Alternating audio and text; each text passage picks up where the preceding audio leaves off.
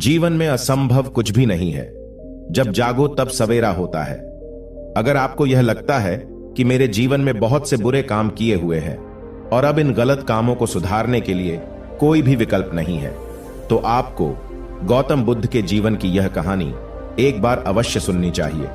तो चलिए कहानी को शुरू करते हैं। एक दिन गौतम बुद्ध श्रावस्ती के एक गांव में भिक्षाटन के लिए पहुंचते हैं। जब गांव में प्रवेश करते हैं तो देखते हैं कि पूरे गांव में सन्नाटा छाया हुआ है। दूर दूर तक कोई भी व्यक्ति नजर नहीं आता।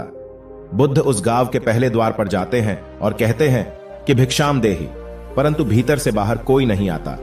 बुद्ध दूसरे द्वार पर जाते हैं परंतु कोई दरवाजा नहीं खोलता।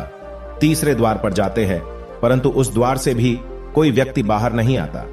फिर अचानक से एक दरवाजा खुलता है जिसमें से एक व्यक्ति बाहर निकलता है। वो जल्दी से बुद्ध का हाथ पकड़ता है और उन्हें अपने घर में ले जाता है और कहता है कि क्षमा करे बुद्ध, परंतु इस समय आप बाहर नहीं जा सकते।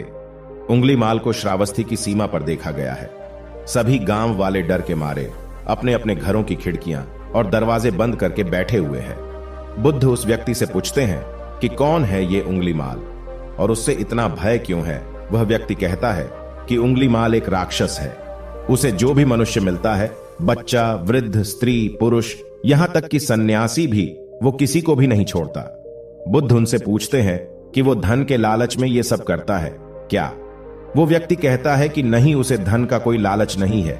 वो जब भी किसी आदमी को मारता है तो उसकी उंगली काटकर अपने गले की माला बनाता है, इसीलिए उसका नाम उंगलीमाल पड़ गया है।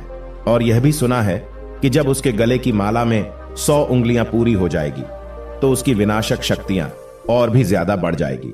बुद्ध कहते हैं, आभार हो आपका जो आपने मुझे उसके बारे में बताया। फिर वो व्यक्ति बुद्ध से कहता है कि कृपा कर आप बाहर न जाइए, क्योंकि वो आप पर भी वार कर सकता है। बुद्ध कहते हैं, भय से अपनी राह छोड़ दूं, ऐसा मैंने कभी नहीं किया। मुझे भिक्षा मांगता देख जन जन के हृदय में उंगलीमाल का भय कम होगा। फिर वो व्यक्ति कहता है, नहीं बुद्ध, आप मत जाइए, वो बहुत ही ज्यादा खतरनाक है। बुद्ध कहते हैं कि वो खतरनाक नहीं बल्कि वो दुखी है और मुझे उसके पास जाना होगा क्योंकि उसे मेरी आवश्यकता है। इतना कहते हुए बुद्ध उस व्यक्ति के पास से चले जाते हैं। कुछ दूर चलने के बाद बुद्ध वन में प्रवेश करते हैं। वन में चारों ओर एक सन्नाटा छाया होता है।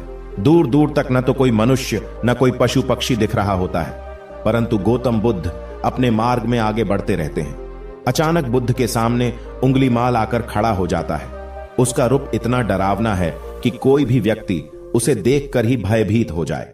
उसके गले में उंगलियों की माला होती है, चेहरा और हाथ रक्त से सने होते हैं और शरीर बलशाली होता है। उसका रूप इतना भयानक होता है कि किसी भी साधारण व्यक्ति के प्राण तो उसे देखते ही निकल जाए, परंतु बुद्ध पर उंगलीमाल के डरावने रूप का कोई असर नहीं होता है।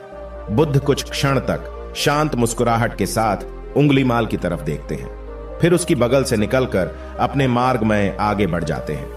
बुद्ध को ऐसा करते देख उंगलीमाल को यह समझ नहीं आता है कि उसके साथ ये हो क्या रहा है। वह मन ही मन सोचता है कि मुझे देखकर लोग या तो भाग जाते हैं या मुझे देखकर मर जाते हैं या मुझसे अपने प्राणों की भीख मांगने लगते हैं। मैंने कई सन्यासियों को भी मारा है, परंतु मैंने आज तक कोई ऐसा व्यक्ति नहीं देखा जो मुझे नजरअंदाज करके अपने मार्ग में आगे बढ़ जाए। या तो इसने मुझ पर ध्यान नहीं दिया होगा या फिर हो सकता है कि यह देख ही ना सकता हो, परंतु मुझे इससे क्या मतलब, मुझे तो अपने गले की माला पूरी करनी है। उंगलीमाल बुद्ध को आवाज लगाता है, ए साधु रुक। फिर भी गौतम बुद्ध उंगलीमाल को नजरअंदाज करते हैं और अपने मार्ग में आगे बढ़ते रहते हैं। उंगलीमाल बहुत ज्यादा क्रोध में बुद्ध को आवाज लगाता है, ए साधु रुक। फिर भी गौतम बुद्ध उंगलीमाल को नजरअंदाज करते हैं और अपने मार्ग में आगे बढ़ते हैं। उंगलीमाल तीसरी बार ज्यादा क्रोध में होकर आवाज लगाता है, ए साधु रुक। बुद्ध रुकते हैं। उंगलीमाल बुद्ध के पास जाता है और कहता है कि मेरे आदेश देने के बाद भी तू रुका क्यों नहीं। फिर बुद्ध कहते हैं, मैं तो बहुत पहले ही रुक चुका हूं, तुम ही चलते जा रहे हो। उंगलीमाल यह समझ ही नहीं पाता है कि बुद्ध क्या कह रहे हैं, परंतु वो इतना जरूर समझ जाता है कि सामने खड़ा व्यक्ति उससे थोड़ा भी नहीं डर रहा है। उंगलीमाल बुद्ध को डराने के लिए चिल्लाकर पूछता है, ए साधु, मुझसे भय नहीं लग रहा है क्या? मैं आदिमानव हूं। बुद्ध कहते हैं कि नहीं, तुम मानव हो, बुद्ध की यह बात उंगली माल के हृदय पर लगती है। पहली बार उसे किसी ने मानव कहा था, परंतु वो इस बात को नजरअंदाज करने का प्रयास करता है और बुद्ध से पूछता है कि ए साधु, तूने ये क्यों कहा कि तू कब का रुक चुका है, जबकि तू तो चल रहा था? और तूने ये क्यों कहा कि मैं नहीं रुका? बुद्ध कहते हैं कि मैं बहुत पहले ही रुक चुका हूं, यानी मैंने ऐसे सारे बुरे कृत्य करना पहले ही छोड़ दिया है जिससे कि व्यक्ति को कष्ट पहुंचा सकते हैं।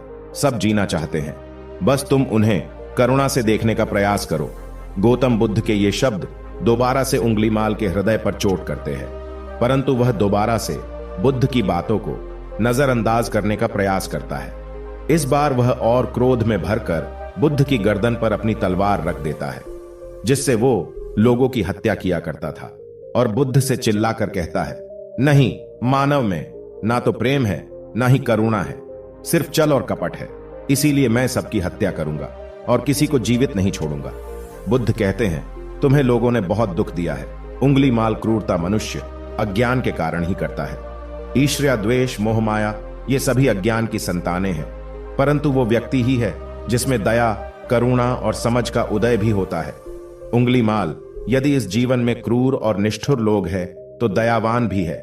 बस तुम्हें अपनी आंखों से इस अंधेपन की इस पट्टी को हटाना होगा जो तुम्हें केवल बुराई ही दिखा रही है। तीसरी बार बुद्ध शब्दों को सुन उंगलीमाल का खुद पर से संयम हट जाता है। उसे समझ नहीं आता कि पहली बार उसे अपने आप इतना कमजोर क्यों महसूस हो रहा है। वो कोशिश तो करता है क्रोध करने का, परंतु कर नहीं पाता है। वो बड़ी हिम्मत जुटाकर क्रोधित होने का नाटक करके बुद्ध से कहता है, तुम और व्यक्तियों जैसे नहीं हो। बुद्ध कहते हैं कि मैं हर व्यक्ति जैसा ही हूं, बस जागृत हूं और यह सिद्ध कर रहा हूं कि हर व्यक्ति में जागने की क्षमता है। मेरा मार्ग क्रूरता को दया में परिवर्तित करता है। उंगलीमाल, तुम अनजाने में घृणा के पद पर हो, बस इस क्षण रुक जाओ। तुम्हारे भीतर भी यह क्षमता है कि तुम दया और करुणा के पद पर भी चल सको। इतना सुनते ही उंगलीमाल के हाथ से तलवार जमीन पर गिर जाती है। उसकी आंखों से आंसू बहने लगते हैं। भला कोई कब तक बुद्ध को अनदेखा करेगा? उंगलीमाल रोते हुए बुद्ध से पूछता है कि क्या आप वही हैं जिन्हें लोग बुद्ध कहते हैं, जो लोगों को मुक्ति के मार्ग पर चलना सिखाते हैं? हाँ, मैं वही हूं। मैं तुम्हें मुक्ति के मार्ग पर ले जाना चाहता हूं। फिर उंगलीमाल कहता है, परंतु मैं अब बहुत दूर निकल गया हूं। मैंने बहुत हत्याएं करी है, बहुत पाप करे हैं। मैं अब चाहकर भी वापस नहीं लौट सकता और मेरा वापस लौटना अब असंभव है। बुद्ध कहते हैं कि असंभव कुछ नहीं है, जब जागो तब सवेरा होता है। उंगलीमाल कहता है, मैं अब पुनः जीवन की ओर नहीं मोड़ सकता, बहुत देर हो चुकी है। बुद्ध कहते हैं, तुम में इतनी चेतना है कि तुम जानते हो कि जो तुमने अब तक किया है वह बुरा था। इसका अर्थ यह है कि तुम जानते हो कि क्या अच्छा है और क्या बुरा है। उंगलीमाल, जिस दिन से तुमने अच्छा कार्य करना शुरू कर दिया, उस दिन से तुम्हारा एक नया जीवन शुरू हो जाएगा। फिर उंगलीमाल कहता है, मैं कितने भी अच्छे काम कर लूं, परंतु लोग मुझे उसी दृष्टि से देखेंगे और मुझे चैन से जीने नहीं देंगे। बुद्ध कहते हैं कि उंगलीमाल, यदि तुमने हिंसा का मार्ग छोड़ा तो मैं तुम्हें मार्ग दिखाऊंगा और तुम्हारा संरक्षण करूंगा और तुम्हें लोगों की घृणा से बचाऊंगा। बस पहला कदम तुम्हें ही उठाना होगा। उंगलीमाल पूछता है, क्या यह हो सकता है? बुद्ध कहते हैं, अवश्य हो सकता है। उंगलीमाल रोते हुए बुद्ध के चरणों में गिर पड़ता है और कहता है कि मैं आपको वचन देता हूं कि मैं सारे बुरे कृत्य करना छोड़कर और आपके पीछे करुणा के पथ पर चलना सीखूंगा। कृपा कर आप मुझे अपना शिष्य बना लीजिए। बुद्ध कहते हैं कि मैं किसी को अपना शिष्य नहीं बनाता, बल्कि व्यक्ति स्वयं मेरे संग से जुड़ जाता है। उंगलीमाल उसी समय बुद्ध का भिक्षु बन जाता है। इस कहानी से हमें यह सीखने को मिलता है कि लोग सोचते हैं कि उन्होंने बहुत सारे गलत काम किए हुए हैं, अब इन गलत कामों को सुधारने के लिए और कोई भी विकल्प नहीं है। इस पर गौतम बुद्ध कहते हैं कि चाहे अपने अब तक कितने भी बुरे काम क्यों न किए हुए हैं, लेकिन अगर आप एक विचार को अपने मन में लाते हैं कि अब मुझे कुछ सही करना है, तो वही विचार आपके रूपांतरण का कारण बन सकता है। पर सबसे जरूरी बात यह है कि आप पहला कदम उठाने के लिए तैयार है या नहीं। दोस्तों, यह कहानी आपको कैसी लगी, हमें नीचे कमेंट बॉक्स में कमेंट करके जरूर बताएं। धन्यवाद।